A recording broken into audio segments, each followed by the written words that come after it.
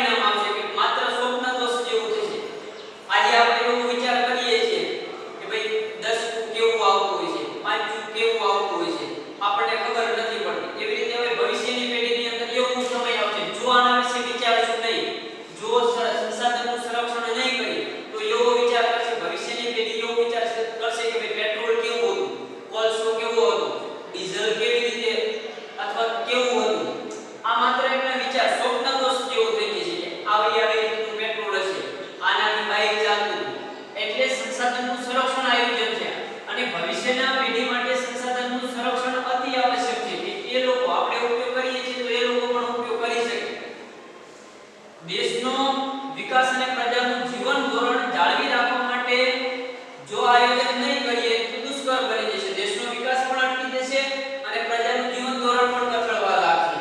આથી સંસાધનનું સંરક્ષણ અને તેનો પુનઃ ઉપયોગ, એક વખત ઉપયોગ કર્યા પછી અથવા એનો કરકસરભર્યો ઉપયોગ કરી અને ગંભીરતાથી આયોજન કરવું પડશે. આ સંસાધનનું સંરક્ષણ અને આયોજન થયું. ક્લિયર? હજી ફરી વખત કહું છું, આખો ટોપિક સમજી લો કે સંસાધનનું સંરક્ષણ એટલે શું અને સંસાધનનું આયોજન શા માટે જરૂરી છે. તો પાઠ્યપુસ્તકની ભાષા પ્રમાણે કુદરતી સંસાધનોનું યોગ્ય વ્યવસ્થાપનને સંરક્ષણ કહે છે. માનવીની જરૂરિયાતો અમર્યાદિત છે જ્યારે એની સામે સંસાધનો મર્યાદિત છે.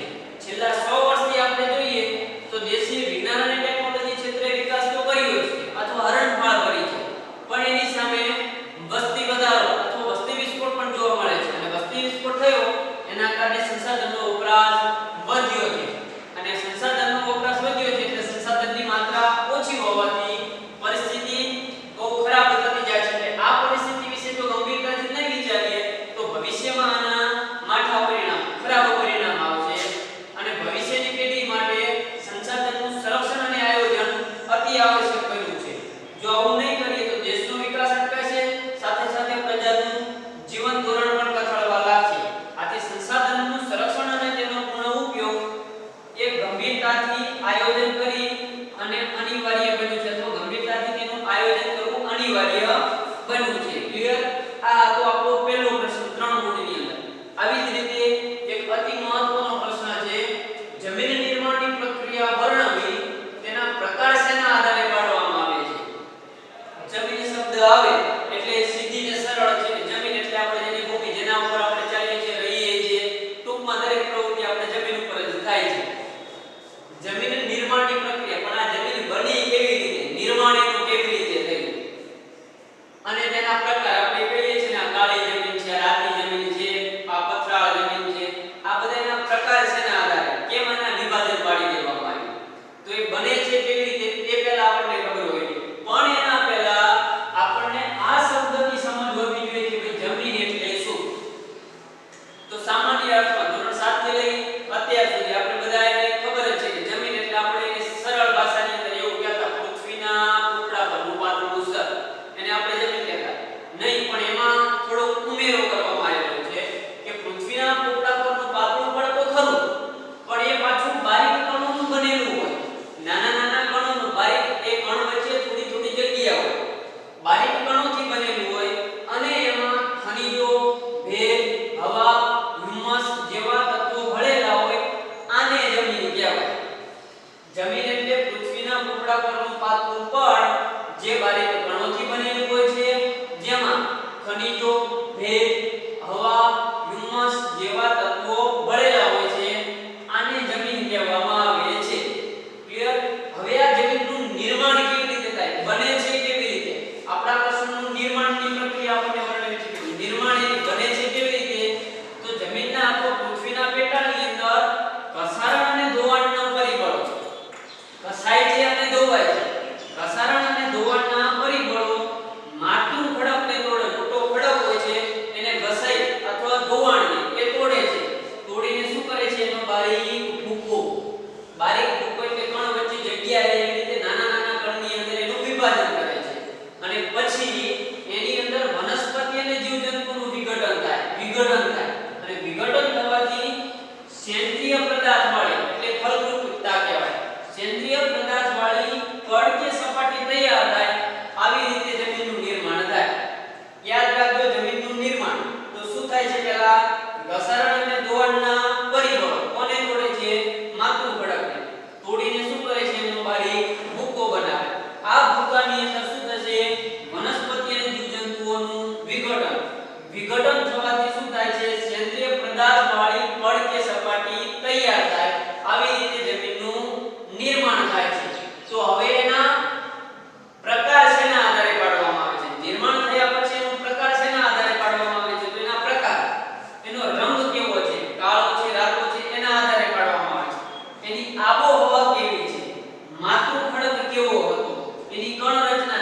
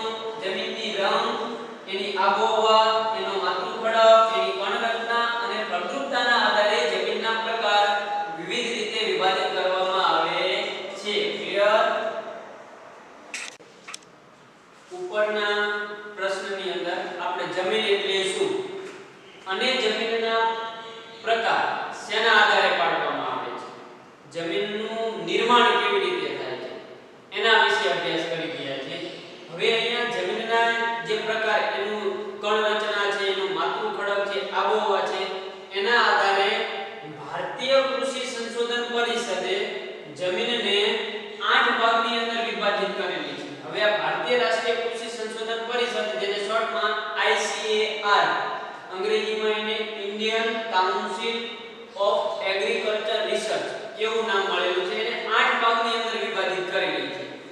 ભારતની અંદર 8 પ્રકારની જમીન ઉપલબ્ધ છે.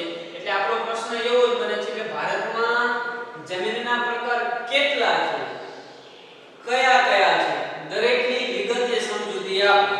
તો અહીંયા આપણને આવડો મોટો પ્રશ્ન નથી પૂછાતો. દરેકને આપણને કટ કરીને નાના એક છે કાપની જમીન છે, કાળી જમીન છે, એક એક પ્રશ્ન આપણને પૂછાય છે. એટલે આપણે જે મહત્વની જમીનો છે એના વિશેની જ આપણે ચર્ચા કરવાની છે. જે મહત્વની છે, જે આપણને બોર્ડની એક્ઝામની અંદર ઉપયોગી નીવડે એવી જમીનો વિશેનો જ અભ્યાસ કરવાનો છે. પણ પહેલા આપણને ખબર તો હોવી જ જોઈએ કે ભારતની અંદર 8 પ્રકારની જમીન ICAR જે પ્રકાર પાડેલા છે કયા કયા છે. તો અહીંયા આપણને 8 પ્રકારની જમીન જોવા મળે છે. આપણે યાદ રાખવાના હેતુસર તેના ક્રમ આડાઅવળા કરેલા છે. તો કાપની જમીન છે, કાળી જમીન છે, રાતી જમીન છે, જંગલ પ્રકારની છે, રણ પ્રકારની છે, પર્વતીય છે, લેટેરાઇટ છે અને દલદલ પ્રકારની જમીન છે.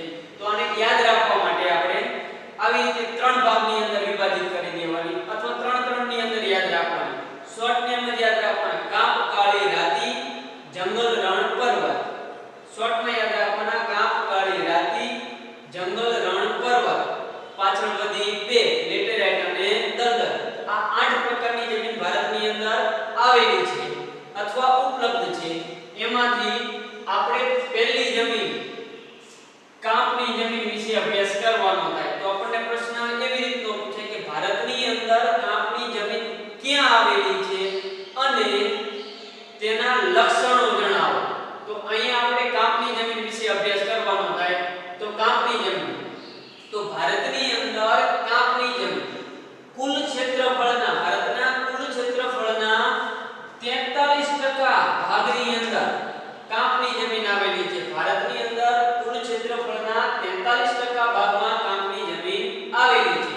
હવે ક્યાં આવેલી છે તો કે પૂર્વમાં બ્રહ્મપુત્ર નદીથી શરૂ કરી પશ્ચિમમાં સતલુજ નદી સુધી.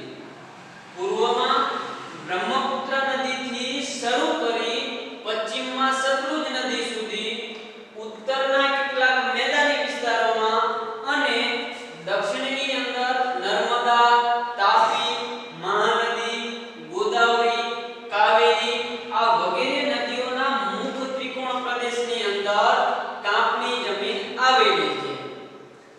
આ જમીનના લક્ષણ શું છે તો આ જમીનના લક્ષણ અહીંયા આપણે સ્વાભાવિક છે જોયું કે બધી બાજુ લગભગ નદીના કાપથી આ જમીન બને છે. કાપ એટલે કાપ છે ને હોય નદી હોય એક સાથે માટીના કણને ધસડીને બીજે લઈ જાય. જ્યાં કાપ પથરાય જમીન નદીના કારણે એ પાણીના પ્રવાહના કારણે જે કાપ વિસ્તાર થાય એ કાપની જમીન છે.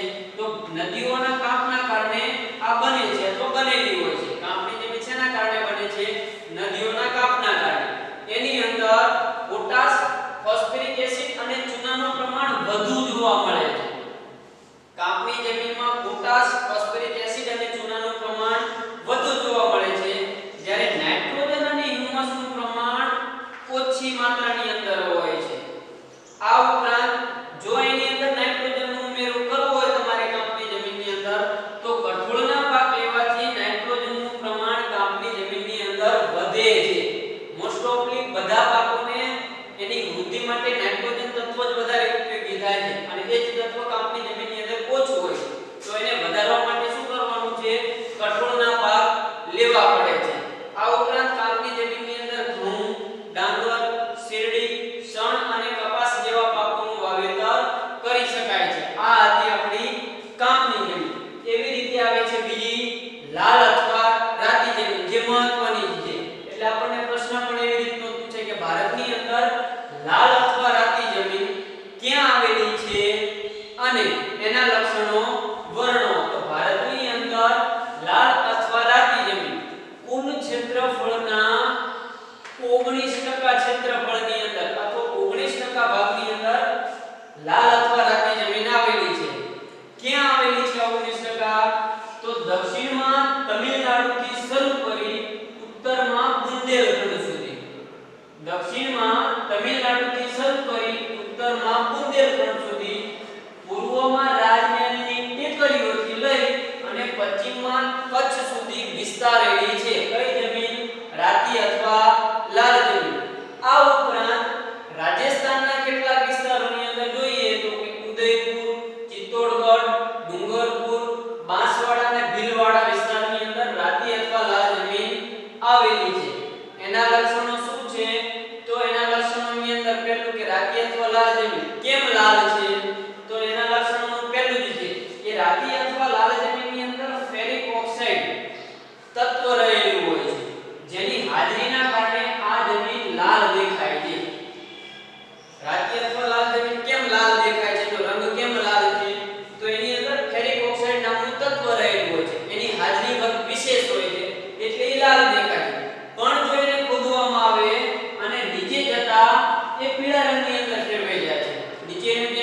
ઉદ્ગમ કરીએ એમ એ પીળા રંગની અંદર ફેરવાઈ જાય છે. ઉપર આપણને દેખાય લાલ છે. આ એનું પહેલું લક્ષણ છે.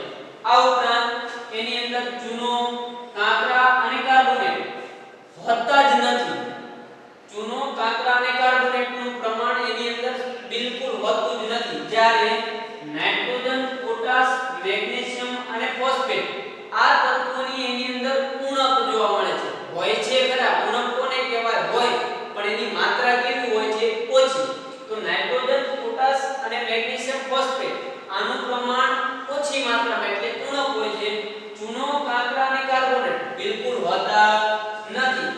આ જમીનની અંદર તમે બાજરી, કપાસ, ઘઉં, જુવાર, અળસી, મગફળી, બટાટા વગેરે પાકોનું વાવેતર કરી શકો છો. ક્લિયર?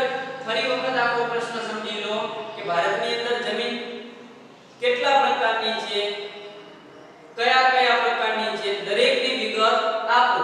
તો ભારતીય કૃષિ સંશોધન પરિષદ ICAR કેટલા ભાગમાં? તો કે 8 ભાગની અંદર. યાદ રાખવા માટે આપણે ત્રણ ના ભાગ પાડી દેવાના. કાપ કાળી રાતી, જંગલ રણ પર્વત, લેટેરાઇટ અને દલદલ. એમાંથી આપણો પહેલો અભ્યાસ કરવાનો થયો કાપની જમીન ભારતની અંદર ક્યાં છે અને એના લક્ષણો. તો કાપની જમીન કુલ ક્ષેત્રફળના 43% ની અંદર પૂર્વમાં બ્રહ્મપુત્ર નદીથી શરૂ કરી પશ્ચિમમાં સતલુજ નદી સુધી, ઉત્તરમાં મેદાની વિસ્તારોની અંદર અને દક્ષિણની અંદર નર્મદા, તાપી, મહાનદી અને ગોદાવરી નદીના મુક્ત ત્રિકોણ પ્રદેશની અંદર આવેલી છે. કાપની બનેલી હોય છે. પોટાશ, ફોસ્ફરિક એસિડ અને ચૂનાનું પ્રમાણ વધુ હોય છે, જ્યારે નાઇટ્રોજન અને હ્યુમસનું પ્રમાણ ઓછું જોવા મળે છે. કઠોળનો પાક વાવો તો એની અંદર નાઇટ્રોજનનો ઉમેરો કરી શકાય છે. ઘઉં, ડાંગર, શેરડી, કપાસ, શણ જેવા પાકોનું આની અંદર વાવેતર થાય છે. એવી રીતે રાતી અથવા લાલ જમીન તો કુલ ક્ષેત્રફળના 19% ક્ષેત્રફળની અંદર દક્ષિણમાં તમિલનાડુથી શરૂ કરો તો ઉત્તરમાં બુંદેલખંડ સુધી, પૂર્વમાં રાજધાની જયપુરથી શરૂ કરી પશ્ચિમમાં કચ્છ સુધી વિસ્તારેલું છે. આ ઉપરાંત